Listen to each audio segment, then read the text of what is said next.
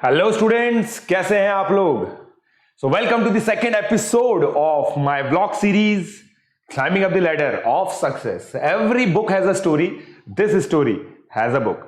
सो दोस्तों, I hope आप लोगों ने पूरा समझ लिया है कि इस एपिसोड सीरीज में क्या होगा, और पहला एपिसोड भी देखा, ट्रेलर भी देखा इसका। सबसे पहले देखो, कुछ बच्चों ने बाद में इस चीज के बारे में बताया था कि सर वीडियो में ऑडियो इतना अच्छा नहीं है, तो प्लीज सबसे पहले मुझे इस चीज का फीडबैक दे दीजिए कि सर ऑडियो वगैरह सब मस्त है, ताकि मैं आगे स्टार्ट कर सकूं। राइट, ये इस चीज का बस फीडबैक दे दो मेरे को।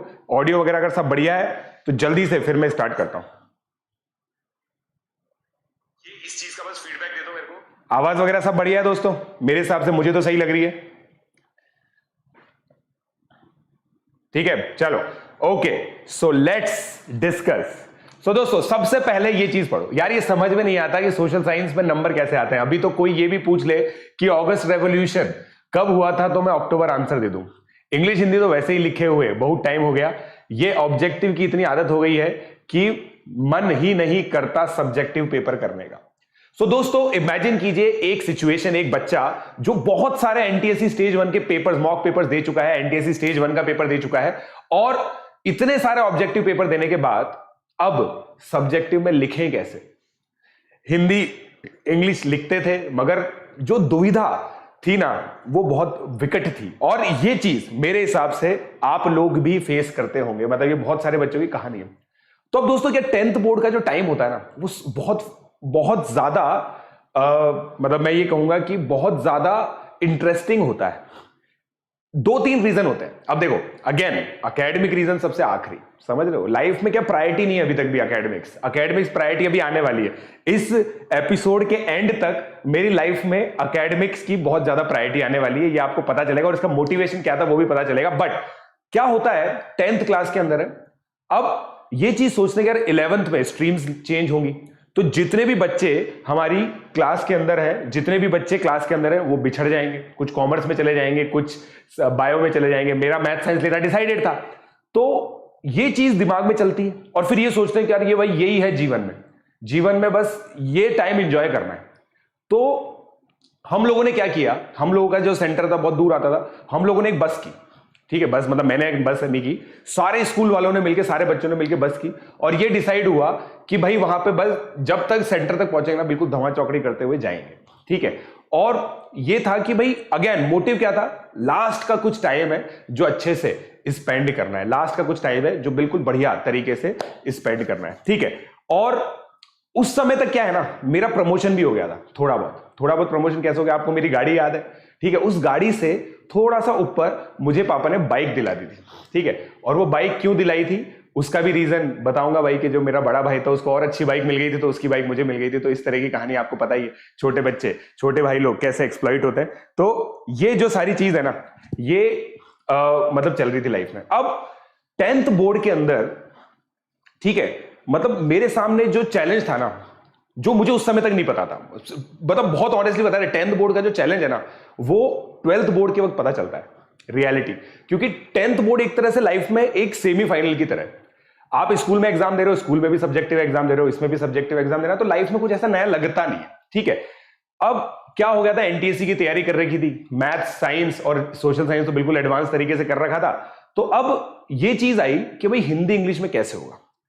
तो शुरुआत होती है दोस्तों, ठीक है, हिंदी इंग्लिश से। अब मैं अपनी सिचुएशन समझाता हूं, आप लोग समझने की कोशिश कीजिएगा।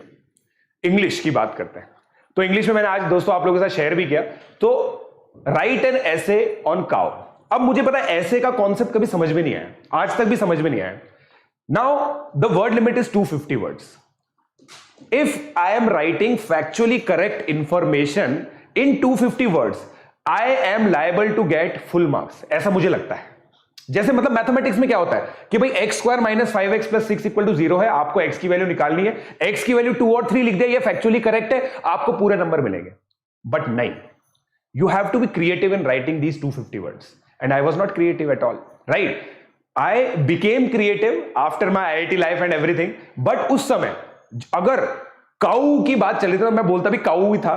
ठीक है, तो अगर काऊ की बात चल रही है ना, तो मेरे दिमाग में ये चीज आता है यार भाई इसके फिजिकल एट्रीब्यूट्स क्या है। ठीक है, इंसानों की तरह इसके भी मतलब 2 हाथ और 2 पैर है, मगर ये दोनों हाथ भी पैर ही हैं क्योंकि दोनों उसके भरोसे चलते हैं। तो मैं बिल्कुल फैक्चुअली करेक्ट इंफॉर्मेशन लिख के आ जाता था 250 वर्ड्स में। And you would not believe, मुझे किसी ने भी 10th बोर्ड तक भी किसी ने नहीं बताया कि मैं गलत कर रहा हूं। और ऐसा क्यों होता है मैं आपको बताता हूं। देखो, जब आप स्कूल में होते हैं ना तो आपके प्री बोर्ड एग्जामिनेशंस होते हैं। अब मैं जनरली एक एक्टिव स्टूडेंट था, स्पोर्ट्स भी करता था, तो सारे टीचर्स मुझे जानते होते थे। फिर एनटीएससी में सिलेक्शन हो गया तो रिलेटिवली मैं पॉपुलर था। और अगर आंसर शीट के अंदर नाम लिखा रहता है ना, पता होता है कि भाई ये तो प्रशांत की कॉपी है, तो टीचर क्या है, थोड़ा सा लीनियंट हो जाता है। और ले मेरे बच्चे ने ये लिखा है कि अ काउ हैज 2 आईज, ये तो बिल्कुल सही बात है, काउ की तो 2 आईज होती है, तो पूरे नंबर दे दो। समझ रहे हो? तो टीचर को क्या होता है ना, आपसे लगाव होता है। और मैं इन जनरल लाइफ में क्या है कि मैं किसी टीचर को परेशान नहीं करता था, है ना। मैं मतलब सबका चार्मिंग स्टूडेंट, और सब लोगों को लगता था, देखो टीचर्स की खास बात क्या होती है, जो बिल्कुल डेडिकेटेड टीचर्स होते हैं ना, उनकी खुशी किस चीज में होती है, अपने बच्चों की सक्सेस में, मतलब स्टूडेंट्स की सक्सेस में। तो अब उनका वो यही सोचते थे कि यार भाई ये सक्सेसफुल हो जाए, और वो मेरे को बोलते भी थे कि यार तू कभी ना कभी देखना बहुत बढ़िया करेगा, क्योंकि again basically only based on the mathematical skills which I है। बहुत फास्ट कैलकुलेशन थी, मैंने आप लोगों को बताया था, ठीक है। तो अब एक इंसिडेंस मैं आपके साथ शेयर करता हूं। जब भाई प्री बोर्ड एग्जाम हो, अब प्री बोर्ड क्या है ना, सेमीफाइनल की तरह बोलते हैं सब लोग। प्री बोर्ड एग्जामिनेशन है, और हमारे जो मतलब जो वो थे ना, जो हमारे क्लास टीचर थे, ठीक है, उन्होंने ये चीज बोली। नवंबर में हमारा सिलेबस कंप्लीट हो गया था, एनटीएससी का भी सिलेबस कंप्लीट हो गया था। उन्होंने बोला कि बेटा दिसंबर में आपका बिल्कुल सर्दी में बिल्कुल गजब की जब सर्दी होगी ना, तब आपका प्री बोर्ड का एग्जाम लेंगे, और आपकी को बिल्कुल ऐसे सोचना है कि ये बोर्ड एग्जामिनेशन है, ठीक है। अब देखो दोस्तों, बोलने से थोड़ी सोच लेते हैं, है ना। ऐसे तो मैं भी बोलता हूं आप लोगों को बिल्कुल 10 से 1 के बीच में प्री आरएम का पेपर देना, ताकि बिल्कुल आपको एग्जाम की फील आए। बड़ा मानते थोड़ी हो बात। और ये स्टूडेंट साइकोलॉजिकली सोच भी नहीं पाता। क्यों? क्योंकि भाई अभी भी वही स्कूल है, वही इन्विजिलेटर्स हैं जो इतने सारे पेपर्स में थे, और वही बच्चे आगे पीछे, ठीक है। और इसमें कुछ स्पेशल लगता नहीं, बट फिर भी हमने सोचा चलो ठीक है। अगेन मैथ्स का पेपर हुआ, फिजिक्स का मतलब साइंस का पेपर हुआ, सोशल साइंस का पेपर हुआ, हिंदी इंग्लिश सबका पेपर हो गया।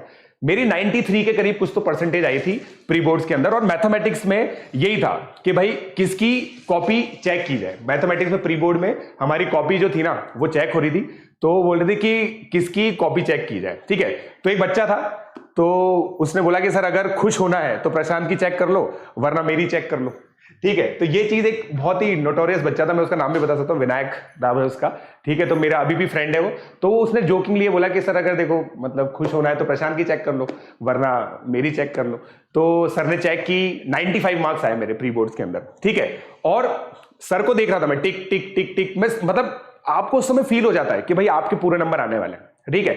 और 9th क्लास में तीनों पेपर्स में, जो क्वार्टरली, हाफ ईयरली, एनुअल होता, तीनों में मेरे 100 मार्क्स थे। और फिर प्री बोर्ड के अंदर 95 थे। मैं इनकम टैक्स का क्वेश्चन उस समय आता था 10th बोर्ड में, वो मेरा थोड़ा सा गलत हो गया था लिखने में, तो सर ने मुझे बता दिया कि भाई ये चीजें तेरे को सही करनी है। अब इंग्लिश में आप मार्क्स सुनना, इंग्लिश में मेरे आया 95 मार्क्स, ठीक है ना। और मैम बोलती Prashant your article was very good, your article was very good. मैंने कहा ठीक है यार, बढ़िया यार, मतलब कॉन्फिडेंस आ रहा है, समझ रहे हो। और अब आप सिचुएशन सोचना दोस्तों, देखो मैं एक 3rd वर्ल्ड स्कूल में था। मैंने बताया था ना, 1st वर्ल्ड 2nd वर्ल्ड पिछले वाले एपिसोड के अंदर, 3rd वर्ल्ड स्कूल में था। वहां पे जो इंग्लिश की टीचर होती थी ना, वो भी हिंदी में पढ़ाती थी, समझ रहे हो। मतलब वो हिंदी में पढ़ाती थी कि बेटा ये आर्टिकल्स होते हैं, ए एंड द, समझ रहे हो। आप लोग को, आपको अगर आर्टिकल लिखना ना, मतलब ऐसे बताते थे कि भाई ये लेटर का फॉर्मेट है, तो इसमें टू आएगा, ये सब चीजें आएंगी, मगर वो सब हिंदी में बताते थे, समझ रहे हो आप मेरी बात को। तो इस तरह की स्कूल में मैं पढ़ा हुआ, जहां पे हिंदी में इंग्लिश पढ़ाई जाती थी। आई होप आप लोग मतलब ये चीज समझ रहे हैं। बट अगेन मेरे टीचर्स बहुत बढ़िया लगते थे मुझे, क्योंकि उन्होंने मेरी जो बेस है ना, बहुत स्ट्रांग बनाया था। तो अब उनको बढ़िया लगा, अपन खुश, अपन बिल्कुल ऐसे कि यार ये तो बढ़िया मजा आ गया। और मतलब देखो क्या है कि मेरे साथ क्या चीज है कि अगर मेरे को 10% एप्रिसिएशन मिलता है ना, मैं उसको 20% लेता हूं। मैं ओवरली ऑप्टिमिस्टिक पर्सन, ठीक है। तो अब मेरे को लगा, इसका मतलब मैंने क्या सोचा कि भाई मैं पूरे मोदी स्कूल का, पूरे कोटा का सबसे बढ़िया राइटर हूं, समझ रहे हो। मेरे को ये फील आने लगी, और ये एक बहुत बड़ा रीजन है, I continued writing the diary, ठीक है ना। अब आप लोगों ने देखा मैं डायरी कैसे लिखता हूं, देखो ये इंग्लिश है क्या, आप देखो, मगर मैं लिखता ऐसे ही था। ये मतलब मैंने इंग्लिश लेटर्स में हिंदी लैंग्वेज को लिखा है अपनी डायरी में, और मैं ऐसे लिखता था। और मैं सोचता था कि like I am a stud writer, you know, like I am just the best. Like 16वीं 17वीं शताब्दी में या तो शेक्सपियर पैदा हुआ था या फिर मैं हुआ पैदा, समझ रहे हो। तो इस तरह का मेरे अंदर वो आ गया। फिर हिंदी की बारी, हिंदी के अंदर सर ने बोला कि बहुत गजब, बस तुम एक चीज का ध्यान रखो। अब ऐसे स्कूल में क्या, हिंदी के टीचर तो बढ़िया ही होते हैं क्योंकि सब पंडित लोग होते हैं, वही टीचर बनते हो, तो उनको तो बहुत मजा आता है कि भाई यार भाई हम तो हिंदी पढ़ा रहे हैं, ठीक है। तो सर ने बोला, अब आप देखना कितना टंग ट्विस्टेड चीज है ये। सर ने बोला कि यार प्रशांत तुम एक काम करो, ये ना मेरे हिसाब से लिखा हुआ है ना, इसकी जगह मेरे अनुसार लिखो, अनुसार ज्यादा अच्छा लगता है। मैंने कहा सर मेरे हिसाब से तो मेरे हिसाब से ही आएगा, समझ रहे हो, मेरे हिसाब से तो सर मेरे हिसाब से ही आएगा, ठीक है ना, क्योंकि सर ये बढ़िया लग रहा है, ये सुनने में बढ़िया लग रहा है, मतलब आप समझ रहे हो, आप मेरे हिसाब से जो भाषा हम दैनिक मतलब दिनचर्या में, जो हमारी दिनचर्या होती है उसमें प्रयोग करते हैं, वही भाषा सर मेरे हिसाब से लिखनी चाहिए। तो मेरे टीचर ने बोला बेटा विचार तो बहुत उत्तम है मगर मार्क्स इसमें उत्तम नहीं मिलेंगे, तो इसलिए जो मैं कह रहा हूं वो कर लो, ठीक है। तो मैंने कहा ठीक है, चलो चलो ये चीज ठीक है। तो मतलब मेरी वोकैबुलरी हिंदी में बहुत खराब थी, and to top it all आप लोगों ने मेरी इंग्लिश की राइटिंग देखी है, ठीक है ना, मतलब राइटिंग एक ऐसी चीज है जो मेरे अंदर ट्रेट था जिससे मैं डॉक्टर बन सकता था, समझ रहे हो। मेरी राइटिंग इस तरह की थी कि लोग सोचते थे कि यार ये डॉक्टर बन सकता है, मगर हिंदी के अंदर मेरी जो राइटिंग है ना वो बहुत ही पुअर थी, मतलब like it was just bad, समझ रहे हो। तो अब मेरे को ये चीज समझ में आई फरवरी के अंदर, जो मैंने देखो वो जो डायरी का नोट है ना फरवरी में लिखा है, मेरे को यार यार ये जो दिसंबर में जो ये सारी तारीफ हुई थी ना ये सब गलत है, ठीक है। और मुझे कैसे रियलाइज हुआ, मैं वापस से अपने गर्ग क्लासेस के फ्रेंड से मिला, ठीक है, फर्स्ट वर्ल्ड वाले। अब ये लोग क्या कर रहे होते थे, ये बहुत सारे मॉक पेपर्स कर रहे थे, अलग अलग रिफ्रेशर्स कर रहे थे, ठीक है ना। अब क्या होता है कि एकदम से आप लोगों को ये फील हुई होगी, जैसे ही आप एक कंपटीशन में जुड़ते हो ना, तब आपको कोई बच्चा बोलता है यार मैंने तो सिंगेज कर ली, यार मैंने तो ये कर लिया, या तो मैंने वो कर लिया, ये कर लिया, वो कर लिया, ये कर लिया। तो क्या है ना, सबसे पहले जो आपकी फीलिंग होती है ना वो ये होती है, मतलब जो सबसे पहला फील आपके अंदर आता है ना वो है कि आपको थोड़ा सा डर लगने लग जाता है कि यार ये क्या हो रहा है, यार ये दुनिया तो बहुत आगे। और यही अब इन्हीं बच्चों के साथ पेपर लिखना है, कोटा तो एक जोन है, सबकी कॉपी एक साथ चेक होने जाएगी। तो अगर एक फ्रेंड है, मेरा फ्रेंड है नमन लाहौटी की कॉपी चेक होने के लिए गई और उसके नीचे अगर मेरी कॉपी लिखी है तो बर्बाद हो जाएगी, क्योंकि ये तो सब ऐसे बच्चे हैं जो मेरे अनुसार लिख के आएंगे और मैं मेरे हिसाब से लिख के आऊंगा, समझ रहे हो। तो सिचुएशन बिल्कुल ऐसी हो गई, फरवरी में समझ में आया कि भाई अब गए अपन, समझ रहे हो, अब हमें कोई नहीं बचा सकता, क्योंकि उस समय तक मेरा सिलेबस तो कंप्लीट हो गया था मगर मुझे लिखने की तो बात ही नहीं की। आज हम लोग बोलते हैं ना, मैं भी अपने एनालिसिस वीडियोस में बोलता हूं भाई लिखने की प्रैक्टिस करो, हमें किसी ने बोला ही नहीं कि लिखने की प्रैक्टिस करो, क्योंकि स्कूल के अंदर ये अज्यूम्ड होता है कि बच्चे को लिखना आता है। और ऑब्जेक्टिव एग्जामिनेशन की प्रिपरेशन करने का सबसे बड़ा जो नुकसान होता है वो क्या होता है कि भाई बच्चे की लिखने की हैबिट छूट जाती है, ठीक है। तो भाई चलो ठीक है, अब जैसे तैसे इंग्लिश का हो गया, हिंदी का हो गया, सोशल साइंस का हो गया। अब देखो, अब है ना ये चीज समझ में आ गई कि भाई जो होगा मंजूर खुदा होगा, ठीक है ना, मगर जो भी होगा ना उसमें हम खुश रहेंगे, ये मैंने सोचा। फिर मेरा एक फ्रेंड था हर्षित गोयल, ठीक है, मैं और हर्षित गोयल हम लोग फ्रेंड, हम लोगों का पता एक काम था, वो भी पता बहुत ज्यादा पुअर जोक्स मारता है, ठीक है, और मतलब उसका ये मानना है कि मतलब ये जोक है, बहुत फेमस सा जोक है, ठीक है, मैं आपको बताता भी हूं, उसने मुझे कॉलेज के ईयर्स में सुनाया था। जोक ये था कि who is the king of all ducks, तो इसका आंसर है फ्रॉग।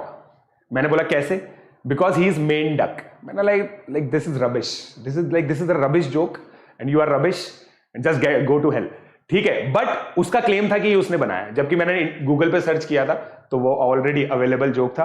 तो ठीक है, अब मेरे हिसाब से मुझे तो मतलब हम लोगों का पता एक काम था, हम दोनों ही ऑप्टिमिस्टिक थे।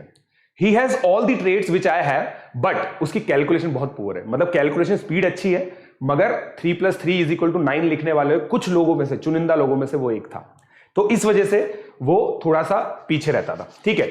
अब हम लोगों ने एक चीज डिसाइड कर रही थी कि भाई लाइफ में कोई भी हमें कितना भी लेट डाउन कर दे, हम एक दूसरे को इंकरेज करते थे, समझ लो, हम एक दूसरे को बिल्कुल इंकरेज करते थे कि जैसे मान लो मैं एग्जांपल देता हूं फर्स्ट वर्ल्ड के बच्चों का, कि ये बहुत बढ़िया कर रहा है यार फिजिक्स में, मतलब मैथ्स के अंदर बहुत बढ़िया कर रहा है, साइंस के अंदर बहुत बढ़िया कर रहा है, कोई बात नहीं, हम गाड़ी बढ़िया चलाते हैं, समझ लो, पॉजिटिव साइड हम लोग देखते थे, ठीक है। अब हम लोगों ने डिसाइड किया कि यार अपन साथ में पढ़ेंगे, ठीक है। तो अब क्या होता है ना, जब दो दोस्त लोग पढ़ते हैं ना, तो स्टार्टिंग के 15 मिनट पढ़ाई होती है, फिर और बहुत अच्छे दोस्त होने चाहिए, स्टार्टिंग के 15 मिनट पढ़ाई होती है, फिर आधे घंटे बातचीत होती है, ठीक है ना, कि यार अपन ऐसा कैसे करेंगे, ऐसा कैसे करेंगे, ऐसा कैसे करेंगे, मतलब और पूरी दुनिया की बात हो जाती है। मतलब उस समय ऐसा माहौल हो जाता है कि भाई पूरी दुनिया को संभालने की जिम्मेदारी इन दो लोगों पर है, समझ रहे हो, और ये दो लोग मिलकर पूरी दुनिया चलाने वाले हैं। और उसी तरह का डिस्कशन होता था, उसी तरह का डिस्कशन होता था, ठीक है।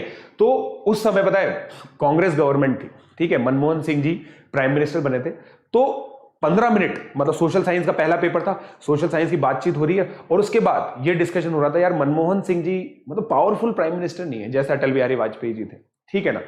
हाँ यार मतलब ये मतलब कांग्रेस में तो यही होता है यार, मतलब यही सब चीजें हैं, मतलब ठीक है। अब ऐसा डिस्कशन आधे घंटे तक चला, फिर याद आया कि यार नहीं सोशल साइंस का पेपर, ये डिस्कशन हम बाद में करेंगे, ये संवैधानिक जो डिस्कशन है ये सब चीजों का टाइम बाद में आएगा, ठीक है।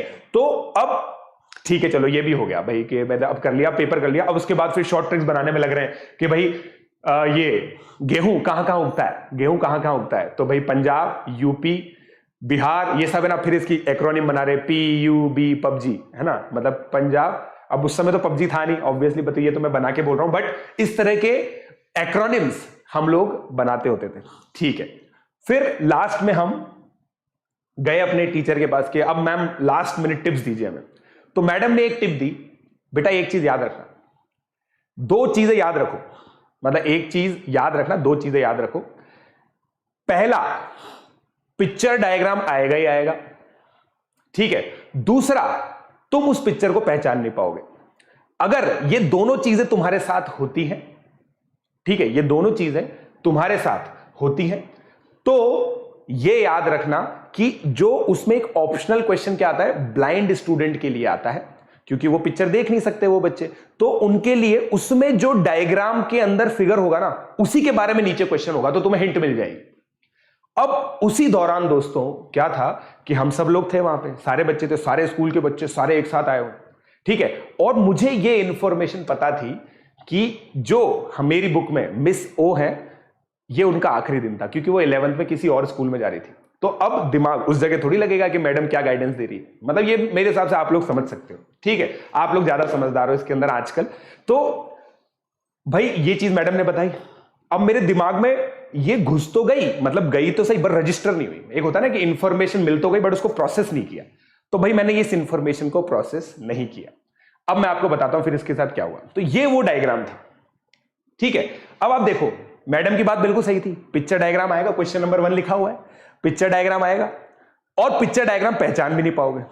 मैंने नहीं पहचाना, बट नीचे क्या लिखा हुआ है, नीचे देखना, नीचे लिखा हुआ है which temple is known as black pagoda. अब ये ब्लैक पगोडा ही है, पता है आपको। और मैडम ने रीजन भी दिया था कि भाइयों तुम खुद सोचो, जब एग्जामिनर कॉपी चेक करेगा तो उसको सेम आंसर मिलना चाहिए ना, तो इसका मतलब जो यहां पे आएगा वही, जो इसका आंसर होगा वही इसका आंसर होना चाहिए, तो इसी के बारे में पूछेगा, है ना। और पहला क्वेश्चन है first impression is the last impression. आपको पता ही है, हमारे मैडम ने बताया था भैया, क्योंकि वो भी बोर्ड की कॉपी चेक करती है। देखो भाई बोर्ड की कॉपी चेक करना एक हेडेक है, ठीक है। तो अगर हमें स्टार्टिंग में बढ़िया इंप्रेशन मिल जाता है ना कि भाई बच्चा बढ़िया है, तो हम तो टिक टिक टिक करके मार्क्स दे देते हैं, बहुत बार ऐसा होता है। अब ये पहला क्वेश्चन था, ठीक है, लिखा हुआ है ब्लैक पगोडा। फिर मेरे दिमाग में ज्योमेट्री घूम रही थी, यार ये तो गोल गोल है, ये गोल गुंबज है, समझ रहे हो। मैंने कहा कि भाई ये तो गोल गुंबज है, पक्का गोल गुंबज है, देखो कितनी तो ब्लड इमेज है, वैसे ऐसी ही इमेज आई थी, राइट। तो अब गलत कर दिया, गोल गुंबज के कैरेक्टरिस्टिक्स लिख के आ गया, यहां पे लिखा हुआ था। अब बाहर निकले तो मेरा फ्रेंड शशांक, जो इवेंचुअली हमारे स्कूल का टॉपर भी था, उसकी 89.6% थी, मेरी 85.8 थी। तो उसने बोला कि यार ये तो ब्लैक पकौड़ा था, देख क्या लिखा हुआ है, कीर्ति मैम ने बताया था अपने को। फिर मेरे को याद आया, अब देखो क्या होता है ना कि ये इंफॉर्मेशन जो सुनी होती है आपने बट रजिस्टर नहीं की होती ना, वो इंफॉर्मेशन को याद दिला देना तो याद जरूर आ जाती है। ये तो होता है कि हाँ सर बिल्कुल बिल्कुल बिल्कुल, ये आप, मैं बताता हूं ना आपको, कभी कभी सिमिलैरिटी लगाता हूं कि हाँ सर आपने थेल्स थ्योरम बताई तो थी बट मुझे याद नहीं है, क्योंकि वो इंफॉर्मेशन आपने रजिस्टर नहीं की होती। तो ये इंफॉर्मेशन रजिस्टर्ड नहीं थी मेरे दिमाग में, ठीक है। तो गलत हो गया। अब पहला क्वेश्चन ही गलत हो गया तो क्या होगा, आप सोचो। जीवन में पहली बार मैं बोर्ड एग्जाम दे रहा था, उस जीवन के पहले बोर्ड एग्जाम के पहले पेपर में पहला क्वेश्चन मैंने गलत कर दिया। अब आगे एग्जामिनर क्या सोचेगा। तो मेरे 92 मार्क्स आए फाइनली सोशल साइंस के अंदर। सोशल साइंस में जो मेरी स्ट्रेंथ थी वो थी स्ट्रक्चर, भाई बिल्कुल स्ट्रक्चर्ड आंसर लिख के आते थे। 100 वर्ड्स तो 100 वर्ड्स, जो भी क्वेश्चन लंबा था उसमें इंट्रोडक्शन, फिर पॉइंट्स और कंक्लूजन। पॉइंट्स में कभी भी 1 2 3 4 नहीं लिखते थे, डॉट डॉट डॉट लिखते थे, इस अजम्पशन के साथ कि भाई जो टीचर है उसको काउंट करना नहीं आता, वो डॉट डॉट डॉट देखेगा तो उसको लगेगा बहुत सारे डॉट है तो बहुत सारे पॉइंट लिखे तो फिर भाई बढ़िया नंबर दे देगा। तो बिल्कुल अपन बिल्कुल टीचर को बिल्कुल पागल मान के ये करते थे, और आज भी हम यही गाइडेंस देते हैं। आज भी कोई मुझसे पूछता है ना तो मैं यही बोलता हूं कि भाई सोशल साइंस के आंसर होना 1 2 3 4 मत लिखना, उसमें dot dot dot bullet point होता है ना, बुलेट। तो इस तरह की चीजें आप लिख देना, ठीक है। तो मैंने ये चीज बोल दी कि भाई ठीक है अब यही करके आ जाओ, मैं भी करके आ गया बिल्कुल जैसा टीचर ने बोला था। मैं क्या, देखो एक चीज मैं अपनी लाइफ में सबसे बड़ी स्ट्रेंथ मानता हूं ना, वो है रूल फॉलोइंग। टीचर ने बोला, अगर उस रूल को मैंने ध्यान से सुना है तो, अगर मैंने उस रूल को रजिस्टर किया है तो जैसे मैंने ये रूल रजिस्टर किया ही नहीं था तो ये मैंने फॉलो भी नहीं किया, ठीक है। तो मैंने ये कर दिया भाई जो भी था ना, तो मेरे 92 मार्क्स आ गए। मेरा बाकी का पूरा पेपर सही था, पता है आपको, पूरा पेपर सही था, बट अब वो ये फर्स्ट इंप्रेशन ही खराब हो गया तो गड़बड़ होना ही था लाइफ में, ठीक है। तो चलो सोशल साइंस का पेपर जैसे तैसे निकल गया। फिर अगला पेपर था मैथमेटिक्स का। अब मैथमेटिक्स के पेपर में दोस्तों पता है मेरी क्या स्ट्रैटेजी थी लाइफ में, अगर आपको पता हो तो, मुझे नहीं पता कि आजकल कॉपीज कैसे मिलती है, हमारे क्या होती थी 8 पेज की कॉपीज मिलती थी। 8 पेज मतलब 1 2 3 4 5 6 7 8, और सप्लीमेंट्री आती थी एग्जैक्टली आधे घंटे बाद। सप्लीमेंट्री क्या होती थी, जो एक्स्ट्रा शीट होती थी। अब लाइफ में अपना एम क्या रहता था हमेशा कि भाई इतने जल्दी 8 क्वेश्चन करने हैं या 10 क्वेश्चन करने हैं कि लास्ट की जो सप्लीमेंट्री है ना, तो वो बाईजी जब सप्लीमेंट्री लाएंगे ना उससे पहले सप्लीमेंट्री मांगनी है। लाइफ में एम ये था, समझ रहे हो। जिस दिन हम लोग ये कर पाते होते थे ना, उस दिन हम मानते थे कि भाई आज का दिन ग्रेट गया। तो अब वहां पे तो ऐसा इशू था नहीं।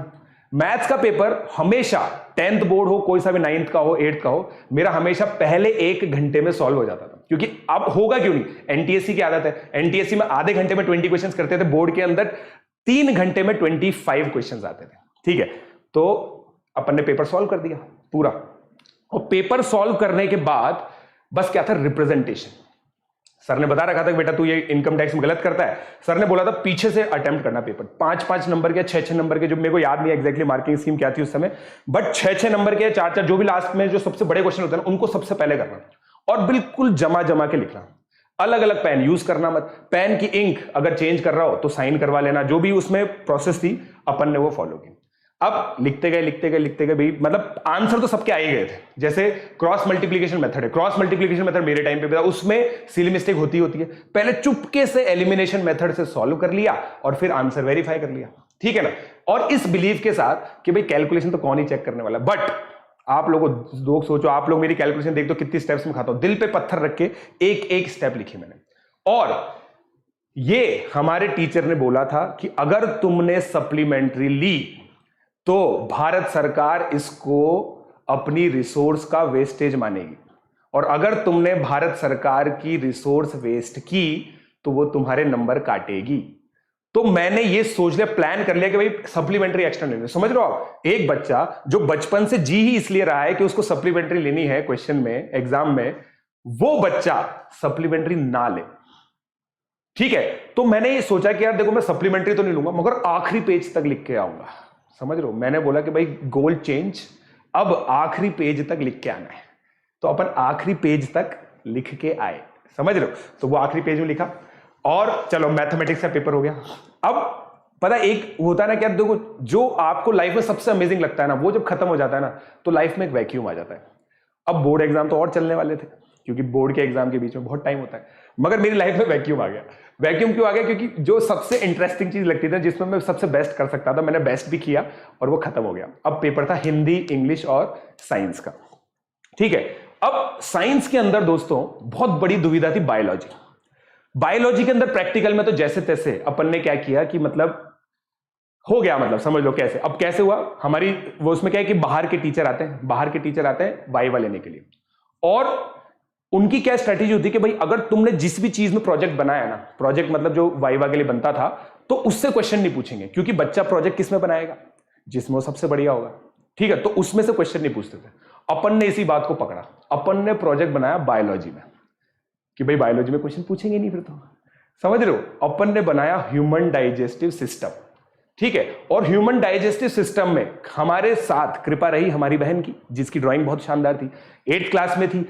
बड़े भाइयों का काम होता है अपने छोटे भाई बहनों का एक्सप्लॉइट करना, अपन ने भी किया। उससे चार्ट पे बढ़िया सा डाइजेस्टिव सिस्टम बनाया और कॉन्फिडेंस है ही सही, बिल्कुल ऐसे खड़ा किया, भाई मैंने बनाया, नाम भी लिखवा दिया नीचे, प्रशांत जैन, क्लास 10th B, समझ रहे हो। तो पूरा ऐसा करके बिल्कुल, और बिल्कुल ये चीज बिल्कुल मेरे प्लान के अनुसार हुई, ठीक है। किसी ने मुझसे बायोलॉजी का क्वेश्चन नहीं पूछा, डाइजेस्टिव सिस्टम। और इस चीज को पता है मतलब फर्दर इनहेंस करने के लिए वो जो इन्विजिलेटर था ना, उसने मुझसे पूछा बेटा आगे क्या करने का इरादा है। मैम आप देखिए मैं तो डॉक्टर बनूंगा, बायोलॉजी का मैंने वो किया है। तो बायोलॉजी तो मैम सर मेरे को बहुत ज्यादा इंटरेस्ट है बायोलॉजी में। तो और आपको पता ही है जब मैं झूठ बोलता हूं तो बहुत कॉन्फिडेंस से बोलता हूं कि आप लोगों को लगता है कि सही है। तो ये चीज मैंने की। उन्होंने पूछा फिजिक्स के अंदर क्वेश्चन, केमिस्ट्री के अंदर क्वेश्चन पूछा, और फिर इन्विजिलेटर ये रिमार्क भी देके गया, बेटा देखो मेडिकल के अंदर लेते हैं ना जो बच्चे, रैंक फिजिक्स और केमिस्ट्री से आती है, तुम्हारी फिजिक्स केमिस्ट्री बढ़िया, तुम बहुत बढ़िया डॉक्टर बनोगे। मैंने कहा thank you thank you thank you thank you thank you. और फिर ऐसे करके अपन ने 25 नंबर जुगाड़ लिए। 25 नंबर का प्रैक्टिकल होता था, 25 में से 25 आ गए। दो चीजें चाहिए होती है इसके अंदर, देखो, एक तो इंटेलिजेंस जो भगवान की कृपा से थोड़ी बहुत थी, और जिन टीचर्स को आप लोग, मतलब स्कूल का भी थोड़ा बहुत तो रोल होता ही है, और टीचर्स पे इंप्रेशन अच्छा रखना होता है, समझ रहे हो। तो ये चीज का ध्यान रखते हुए मैंने साइंस के प्रैक्टिकल में 25 नंबर जुगाड़ लिए थे, और कुछ एक्सटर्नल होता नहीं था। अब तो अब 80 मार्क्स की सब चीजें होती हैं। फिर साइंस के पेपर के अंदर की बारी आई। अब हमारी मैडम ने ये क्लियर बोल दिया था, बेटा तू तो बायो तो सबसे एंड में करना, क्या पता तेरे को 1-2 नंबर बोनस मिल जाए तेरी फिजिक्स और केमिस्ट्री की परफॉर्मेंस देख के। तो मैंने फिजिक्स और केमिस्ट्री सबसे पहले किया और फिर बायो किया। कोई मतलब उसमें आशाएं नहीं थी, मेरे को पता था कि भाई खराब ही मार्क्स आएंगे, बट फिर भी मेरे 93 या 92 आए। मतलब ऐसा था मेरे कि शायद सोशल साइंस में 93 थे, साइंस में 92 थे, या वाइस वर्सा। तो एक में 92 थे, एक में 93 थे। मैथ्स में मेरे 100 में से 100 मार्क्स थे, जिसको मैं अपनी अचीवमेंट मानता हूं, ठीक है। फिर उसके बाद हिंदी इंग्लिश थी। अब हिंदी इंग्लिश में दोस्तों मैंने बताई थी आपको अपनी क्रिएटिविटी। अगर काऊ के बारे में पूछा है तो मैं बिल्कुल फैक्चुअली करेक्ट इंफॉर्मेशन 250 वर्ड्स में लिख के आता था, जो फैक्चुअली करेक्ट है। क्या काऊ की 2 आंखें हैं? बिल्कुल है। क्या काऊ के 2 पैर है? बिल्कुल है। 4 है, मतलब समझ रहे हो। तो ये सारी चीजें अपन फैक्चुअली करेक्ट लिख के आ गए, अपने को लगा बिल्कुल सही है, एरर्स एंड ओमिशन सब में सही मार्क्स मिले। But you know literature is a piece of art, and if you do not know art you are not going to get marks. बिल्कुल सिंपल चीज थी। तो भाई फिर कट गया लाइफ में। तो मैथ्स में, मतलब मैथ्स में ये सब तो करके आ गए, इंग्लिश में नंबर नहीं आए, हिंदी में नंबर नहीं आए। इंग्लिश में 75 मार्क्स आए, हिंदी में 69 है, ठीक है। अब हिंदी में जब 69 आए ना, देखो अब माता पिता भी बिल्कुल देखो भोले होते हैं। ये बात ऑल दो रिजल्ट की है, क्योंकि रिजल्ट तो मई में आता है, तो उस समय की बात है, बट मैं अभी इसलिए बता रहा हूं क्योंकि ये 10th बोर्ड का एपिसोड है। तो मेरे पापा ने मेरे को इस तरह से देखा, अबे तेरे हिंदी में 69 मार्क्स आए हैं, मातृभाषा में, तुम्हारी मातृभाषा तुम्हारी क्लियर नहीं है, क्या करोगे तुम आगे जीवन में, ठीक है। अब उनको कैसे बताएं कि भाई मतलब हम तो यही चाहते हैं जीवन में कि भाई हमारी मातृभाषा मैथमेटिक्स हो। बट पॉइंट ये चीज थी कि दोनों सब्जेक्ट मुझे लेके डूब गए कि भाई 69 आए, एक में 75 आए, और मेरी एक्सपेक्टेशन थी कि मैं 95% लेके आऊंगा, but then it never happened. तो मेरी 85.8% आई। बट देन वो बात की बात है। अब स्कूल का टाइम खत्म, ठीक है, 10th बोर्ड खत्म। अब होता है ना यार कि भाई जैसे ही आपका एक टारगेट खत्म होता है ना, दूसरे के लिए मोटिवेट कर ही दिया था अनुज भैया ने, मैंने आपको बताया था जेई के लिए। मैंने फॉर्म भर दिया था रेजोनेंस का, मैंने टेस्ट भी दे दिया था, एंट्रेंस टेस्ट में मुझे अच्छी स्कॉलरशिप मिल गई थी, टॉप बैच मिल गया था, राइट। अब मैंने सोचा कि यार जो चीज मैंने 9-10 में गलत की ना, मैंने आपको एनालिसिस बताया था, 9-10 में गलत की, नोट्स नहीं बनाया ना, मैं एक काम करता हूं, थोड़ा सा आगे का पढ़ लेता हूं, ठीक है, वरना कहीं ऐसा मोमेंट आ जाए जैसा पिछली बार आया था कि भाई ये तो एचसी वर्मा से, एचसी में से, और वहां पे भी हम स्ट्रेंजर की तरह देख रहे हैं, तो बहुत बड़ी गड़बड़ हो जाएगी। तो मैंने कहा कि भाई ये 20 दिन है, 20 दिन बाद बैच कमेंसमेंट था। अब अपन तो देखो कोटा गई है, तो हमें कहीं जाना तो था नहीं अपनी नानी के दादी के, तो अपन तो सिंपल पढ़ने बैठ गए। मैंने 11th की एनसीईआरटी खरीदी, बहुत बिल्कुल मतलब मोटिवेशन से लिख भी दिया, मतलब सामने I will be the next IITian, ठीक है। ऑल्दो थाउजेंड्स ऑफ IITian होते हैं, बट फिर भी मैंने लिख दिया कि नेक्स्ट IITian, क्योंकि मुझे लगता था शायद 1-2 ही होते होंगे। तो ये लिख दिया, फिर ये भी लिख दिया I will do my best, I will study this, I will this, पूरा भर दिया मैंने पेज, मतलब समझ एक बोर्ड लगाया और कि भाई रोज इसको देखूंगा। बट दोस्तों आपको पता ही है लाइफ में क्या होता है, when life give you lemons you make lemonade. और मेरी लाइफ में फिर वही आया। मेरे दोस्त ने मुझे फोन किया, एक और दूसरा दोस्त था, ठीक है, भाई तेरे को पता है ना मिस ओ अब दूसरे स्कूल में जाने वाली है, ऐसा भी हो सकता है कि तू उसको कभी ना देखे, तो तेरी जो भी फीलिंग्स है ना उसका इजहार कर दे तू।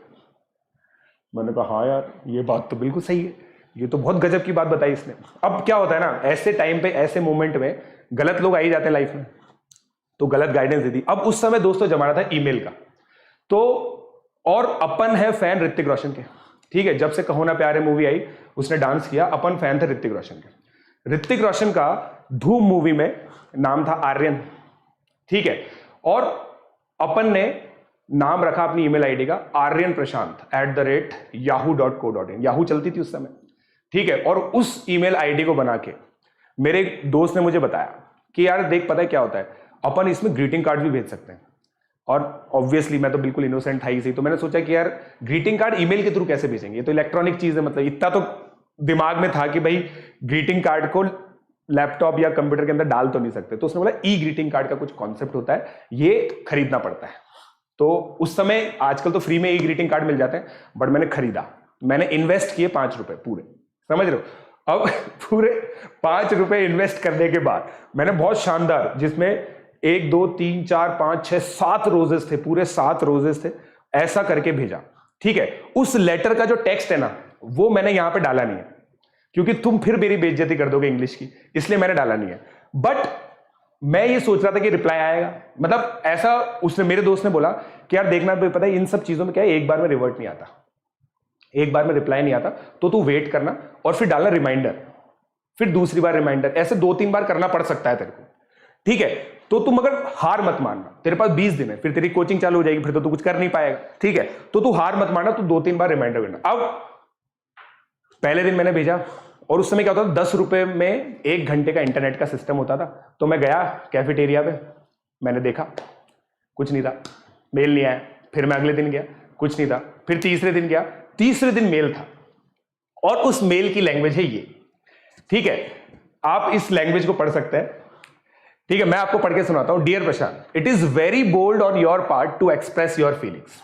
Eight some level I always knew that you had these feelings and I respect them. उसकी इंग्लिश बहुत बढ़िया थी by the way. But it is not the correct time to think about these things. Look at us. We are just 14-year-old kids. We have done nothing in life and have achieved nothing. Although you have cleared NTSC, but that is a very, very small achievement in a broader context of life. You are a brilliant student and have a shining career ahead of you. It is time to focus on making sure that you achieve that shining career. It is time for us to be good friends and help each other achieve what we aspire for academically in our life. Let's forget that this mail happened and focus on our career paths. I hope you are not disheartened by this mail. I know you are a strong boy and will take this mail constructively. Your friend, Miso. अब देखो, ये जब चीज होती है ना, तो constructive वाली जो चीज है ना, वो तो बाद में सोचने में आती है, मगर सबसे पहले फीलिंग आती है रिजेक्शन की, कि भाई ये शुगर कोट करके रिजेक्ट किया गया है आपको, समझ रहे हो। और देखो मेरी लाइफ में मेरे को ये हमेशा से क्लियर था कि रिजेक्शन के जो रीजंस है ना, देखो मेरी लाइफ में क्या रहता है, मतलब मैं एक चीज सोचता हूं कि आप क्या कर सकते हो। जैसे ये एक कॉन्टेक्स्ट है, मैं क्या कर सकता था, मैं बता सकता था कि मैं ये फील करता हूं, बट सामने वाले का रिप्लाई क्या आएगा ये मेरे हाथ में नहीं है। तो और जब भी इस तरह की सिचुएशन लाइफ में होती है ना, तो मैं क्या बहुत ज्यादा एक्सपेक्टेशन नहीं रखता, मैं बहुत ज्यादा एक्सपेक्टेशन नहीं रखता इस चीज के अंदर, ठीक है। तो पॉइंट अब यहां पे दोस्तों इस चीज का हो गया कि यार मतलब ठीक है, रिजेक्ट तो हो ही गया, अब क्या कर सकते हैं। और मैंने फिर इसके बाद पता है कोई मेल करने की कोशिश थी, कि मेरे फ्रेंड ने मुझे बोला कि यार तेरे को एक और बार परस्यू करना चाहिए, ठीक है। मैंने सोचा 1 दिन 2 दिन, मैंने 2 दिन सोचने के बाद ये सोचा कि यार बात सही बोल रही है, like who am I am nobody, right. I was in class 10th, ठीक है, मतलब क्लास 10 जस्ट पास की है, पहली गाड़ी भी भाई से ली थी, दूसरी गाड़ी भी भाई से ली है, ठीक है। अचीवमेंट के नाम पे एनटीएससी क्लियर किया है बस, ठीक है। बोर्ड का रिजल्ट अवेटेड है, जिसमें भी सोशल साइंस के अंदर गुड़ गोबर करके आ गए हैं, हिंदी इंग्लिश का वैसे भी कोई भरोसा नहीं था, ठीक है। तो सही में यार ये सही चीज है। और इस जगह पे अगर मैंने टाइम इन्वेस्ट किया, क्योंकि मैं देखता था लोगों को, मैं ये चीज देखता, और मेरे को ये कभी भी अट्रैक्ट नहीं किया लाइफ के अंदर कि like you are sitting at some place, you are talking for hours, you are on phone, you are talking for hours। और उस समय बताइए हमारे यहाँ टाइम पे कॉन्सेप्ट था 36 रुपीज में 1000 SMS आते थे, ठीक है। तो SMS किए जा रहे हैं, मैं लोगों को देखता रहता था, मतलब लोग करते रहते थे, मेरे को ये अपील नहीं करता था। तो मैंने कहा कि यार ये चीज सही हुई मेरे साथ, like this happened for the good. और फिर मतलब मैं ऐसे नहीं बोल रहा कि भाई देखो सर, आपको देखो सर लड़की तो मिली नहीं, अब आप बोल रहे हो अंगूर खट्टे हैं, है ना, ऐसी बात नहीं है। मैंने सही में लिटरली यही सोचा कि यार ये चीज सही है, और फिर मैंने पूरा फोकस इस चीज पे लगा दिया कि भाई अब करना है, मतलब प्रिपरेशन कैसे करनी है। फिर मैंने अपने घर वालों से बात की, ये उन्हीं 20 दिन की दौरान की बात है। तो अच्छी चीज ये थी कि अगर लाइफ में डिजेक्शन की जो फीलिंग भी आई ना, वो तब आई जब हमारे पास टाइम था उस डिजेक्शन से बाहर निकलने का। तो मैंने अपने घर वालों से बात की कि अब मैं आईआईटी की तैयारी कर रहा हूं, और मैं आपको बता रहा हूं कि अब मैं किसी भी पार्टी में नहीं जाऊंगा। आप बाहर, मतलब हम लोग अजमेर के हैं, कोटा से अजमेर 200 किलोमीटर दूर है, तो वहां पे हम लोग साल में 3-4 बार तो जाते थे। मैंने कहा कि मैं अगले 2 साल अपने दादा दादी के यहां पे नहीं जाऊंगा, नाना नानी के यहां पे नहीं जाऊंगा, मैं सिंपली फोकस करने वाला हूं पढ़ाई पर। ठीक है, तो ये एक पहला रूल है। दूसरा रूल ये है कि रात को 8:30 से 9 बजे एक सीरियल आता था, लेफ्ट राइट लेफ्ट, वो मैं देखूंगा ही देखूंगा, कोई और नहीं देख सकता उस टाइम पे। क्योंकि उस टाइम पे क्या था ना, मेरे घर पे टीवी था और हम एक ऐसे जगह पे रहते थे जहां पे आसपास किसी के यहां पे भी टीवी नहीं था। तो क्या है कि हमारे घर पे एक पूरा जमावड़ा हो जाता था। मेरी मम्मी बिल्कुल मुखिया थी सब लोगों की, और सास बहू के सीरियल डिस्कस होते थे कि यार इसने ऐसा क्यों किया, इसने ऐसा क्यों किया, इसको ऐसा नहीं करना चाहिए था, वैसा नहीं करना चाहिए था। मतलब वो लोग इस तरह से डिस्कस करते होते थे कि जैसे उनकी लाइफ में हो रहा है ये सब कुछ, समझ लो। तो बट मैंने बोल दिया, पहले ही रूल बना दिया कि भाई 8:30 से 9, ठीक है। तो ये सारी चीज रूल्स बनाए, और फिर मैंने ये चीज सोची कि एक चीज जो फिर मैंने उस समय रिफ्लेक्ट की ना अपनी लाइफ में, वो ये थी कि मेरे साथ 10th बोर्ड में ऐसा क्यों हुआ। एनटीएससी में मैं सेलेक्ट हो गया था। एनटीएससी मेरे लिए पहला सेटबैक था कि भाई अगर मैं थोड़ा बेटर प्रिपेयर करता तो मैं और अच्छा कर सकता था। Same goes with boards. Boards में मेरा दोस्तों से डिस्कशन हुआ, मेरे जो गर्ल क्लासेस के दोस्त थे उन लोगों ने बहुत सारी चीजें की थी। सोशल साइंस में कुंद्रा बाबा करके रिफ्रेशर आती थी, उसके सारे क्वेश्चंस किए थे, बहुत सारे सैंपल पेपर लिखे थे, राइटिंग प्रैक्टिस की थी, मॉक पेपर दिए थे। मैंने ऐसा कुछ नहीं किया। जब मैंने ऐसा कुछ नहीं किया तो मैं एक्सपेक्ट क्यों करूं कि मेरी 95% आती। मेरा एक्सपेक्टेशन ही गलत है। और ये चीज मेरे लिए बहुत लाइफ चेंजिंग थी। ये चीज दोस्तों मेरे लिए सही में लाइफ चेंजिंग थी। उस समय मुझे ये चीज रियलाइज हो गई अपने बारे में। दोस्तों हर एक बच्चा अपने बारे में एक या दो चीज जानता होता है, और वो चीज ये होती है इस बच्चे का लक कैसा है, मतलब किसी भी बच्चे का लक कैसा है। तो मेरा लक क्या है, न्यूट्रल। लक न्यूट्रल का मतलब क्या है कि मेरे साथ कुछ बुरा भी नहीं होगा मगर कुछ एक्स्ट्रा ऑर्डिनरी अच्छा भी नहीं होगा, समझ लो। तो मैंने जितनी मेहनत की है ना, मुझे उतना ही मिलेगा। उससे थोड़ा सा ज्यादा मिल सकता है, कम कभी नहीं मिलेगा, मगर ज्यादा हल्का सा ही मिलेगा, बहुत ज्यादा नहीं मिलेगा। तो मैंने ये चीज समझ ली कि भाई अब अगर आईआईटी में कुछ अच्छा करना है ना, तो मेहनत पूरी करनी है, पूरा जो शेड्यूल है ना वो फॉलो करना है। और मैंने अपनी एक अच्छी चीज बताई आपको, टीचर की बात माननी ही माननी। तो मैंने ये चीज डिसाइड कर ली अपनी लाइफ में कि भाई ये तो मैं करूंगा ही करूंगा, ठीक है। उसके बाद मैंने ये रूल्स भी बनाए कि भाई मैं दोस्ती किन लोगों के साथ करूंगा। जिस बच्चे ने मुझे बहुत अलग अलग सजेशन दिए थे, उसने मुझे बाद में भी बहुत सारे सजेशन दिए। वो फिर फाइनली कॉमर्स में चला गया। उसने मुझे बाद में बोला कि यार ये इस समय यहां पे आ रही है, तू चलेगा क्या, ये मतलब दुनिया भर की चीजें बोली। But I rejected all the ideas. I was focused on my studies, ठीक है। तो 10th बोर्ड के अंदर मेरी इवेंचुअली परफॉर्मेंस 85.8% थी, जैसा मैंने आप लोगों को बताया। और ये जो परफॉर्मेंस थी ना, बहुत ज्यादा अमेजिंग तो नहीं है बट मेरे लिए अच्छी थी। 10th बोर्ड का रिजल्ट आया, मैंने आप लोगों को बोला I was optimistic like anything. मेरे मैथ्स में 100 मार्क्स आए। मैथ्स में 100 मार्क्स आए तो मैथ्स का पेपर शायद 2006 के अंदर थोड़ा सा अच्छा ही पेपर आता था।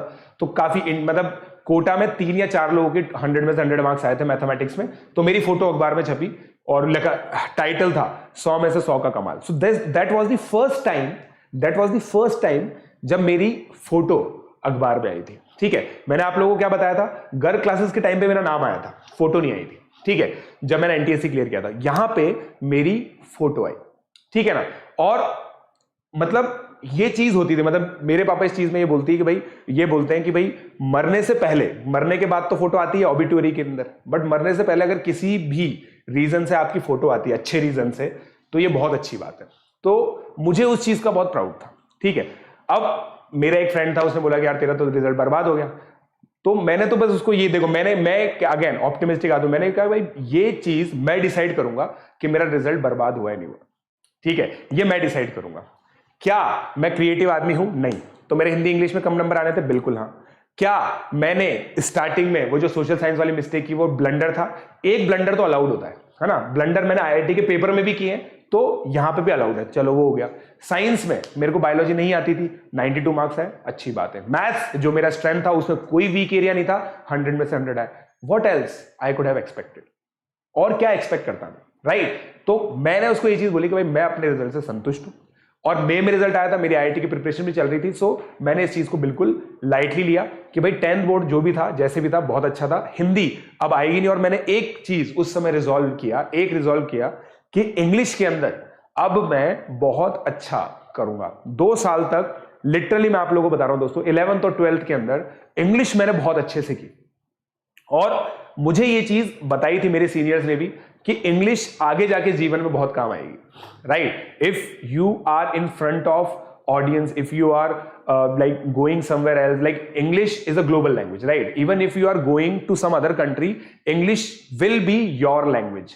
So you have to be very much fluent in English, you have to be very good in English, right? So ये चीज मैंने ध्यान से रखी, और 11th-12th मैंने इंग्लिश में बहुत वर्कआउट किया।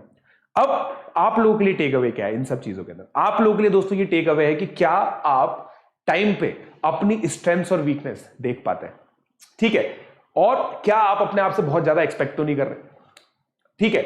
मैक्सिमम बच्चे दोस्तों ये होते हैं जो या तो उनके माता पिता उनसे बहुत ज्यादा एक्सपेक्ट कर रहे होते हैं, या वो खुद अपने आप से बहुत ज्यादा एक्सपेक्ट कर रहे होते हैं। अपनी मेहनत के हिसाब से ही रिजल्ट मिलता है। एक बच्चा है जो प्री आरएमओ में 15 मार्क्स लेके आता है, 1 महीने की प्रिपरेशन उसने की थी, 1 महीने की प्रिपरेशन में 102 नंबर आ जाएंगे क्या? नहीं आएंगे। ये एक्सपेक्टेशन मिसमैच होती है, ठीक है? और मैंने जो चीज बोर्ड के टाइम पे सीखी ना, वो यही थी कि एक्सपेक्टेशन अपने आप से बहुत ज्यादा नहीं होनी चाहिए, रियलिस्टिक होना चाहिए बच्चों को। जितना सोचते हो उससे ज्यादा एम करना चाहिए, बिल्कुल सही बात है। बट फेलियर्स के लिए भी, मतलब जो होता है ना भाई, मतलब सक्सेस के बाद, जैसे उस मूवी में था, छिछोरे मूवी में था कि भाई सक्सेस होने के बाद का प्लान सबके पास होता है, मगर फेलियर के बाद का प्लान किसी के पास नहीं होता। तो फेलियर के बाद का प्लान भी बनाना चाहिए, उस पॉसिबिलिटी को सोचना चाहिए कि अगर हम जो चाहते हैं वैसा नहीं मिला तो क्या होगा, राइट? और जब आप उस चीज के लिए प्रिपेयर्ड होते हैं ना, तो वो आपको इतना शॉकिंग नहीं लगता। जैसे मैं प्रिपेयर्ड था, सोशल साइंस में गड़बड़ करके आया हूं, हिंदी इंग्लिश में क्रिएटिव नहीं हूं, तो रिजल्ट ऐसा ही आना था, कोई चमत्कार थोड़ी हो जाता, राइट? तो यही चीज दोस्तों टेक अवे। आई होप आप लोगों को यह एपिसोड भी काफी अच्छा लगा होगा, ठीक है? यह एपिसोड भी काफी अच्छा लगा होगा, तो थैंक यू, आप लोगों ने ये एपिसोड ध्यान से देखा। अगला जो एपिसोड है वो है कोचिंग का पहला दिन, फर्स्ट टेस्ट, फर्स्ट प्रिपरेशन, और अगले एपिसोड में राहुल पंचोली सर भी आएंगे, मतलब राहुल पंचोली सर का नाम भी आएगा जो हमारे यहाँ पे एजुकेटर है। सो आई होप दोस्तों आप लोगों को बहुत मजा आया। अगर आप लोगों को मजा आया तो इस वीडियो को शेयर जरूर करना, राइट?